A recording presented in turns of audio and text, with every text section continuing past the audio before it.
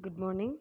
As a continuation in my video, my third video is belongs to application of integration in economics and commerce. It is for commerce studies students under the course of business calculus and financial computation. Today my topic is application. So I took the economic application of a definite integral. For economic application, first we should know what does mean a consumer surplus and producer surplus. Consumer surplus means the net benefit that a customer enjoy from the purchase of a particular commodity in the market.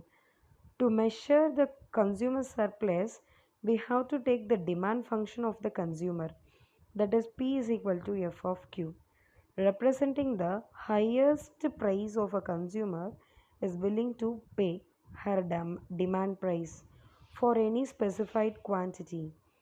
Second one is the actual price paid for the quantity purchased. And the third one is get the difference between the first and the second.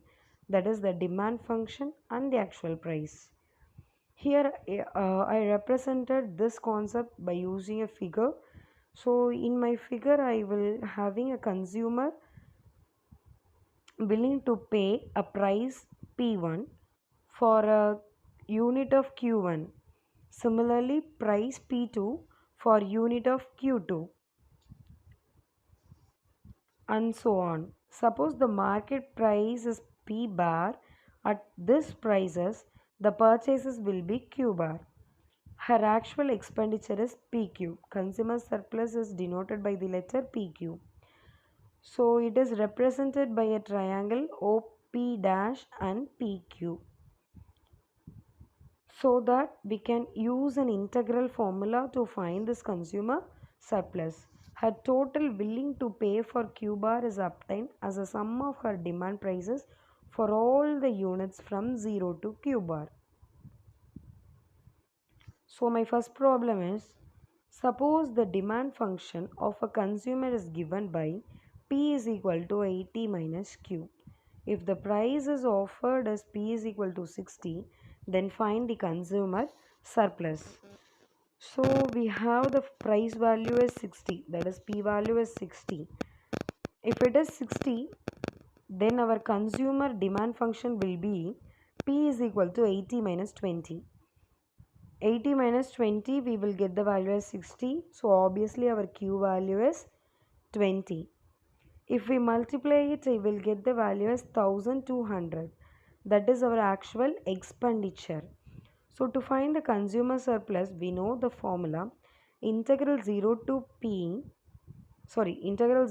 Q P into dq minus pq.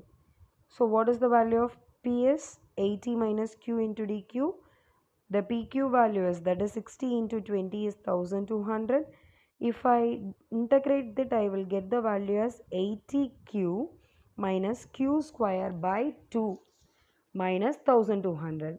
If I apply the limits, I will get the value as 1400. If I subtracted 1200 from 1400, I will get the value as 200. Hence, my consumer surplus is calculated for this problem, and the value of this consumer surplus is rupees 200. My second problem is demand function of a commodity is y is equal to 36 minus x square. My consumer surplus is given, that is y not equal to 11. So I should calculate the consumer surplus when the commodity value is 11. My function is 36 minus x square. If I apply my value to my equation, I will get the x value as plus or minus 5. Always the commodity will be of positive, so I am neglecting the negative value, and we know the formula is integral 0 to q demand function into dx minus p into q. So demand function is 36 minus x square into dx minus 5 into 11.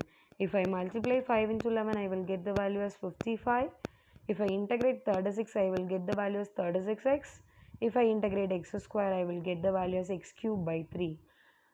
I am applying my limits. I will get the final result as 250 by 3.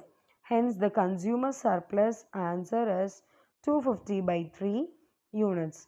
This is how we can calculate the consumer and producer surplus by using the same concept, but for producer surplus the formula will be only the difference, that is PS is equal to x naught P naught minus 0 to x naught g of x into dx.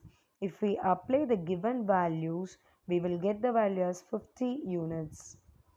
Thank you.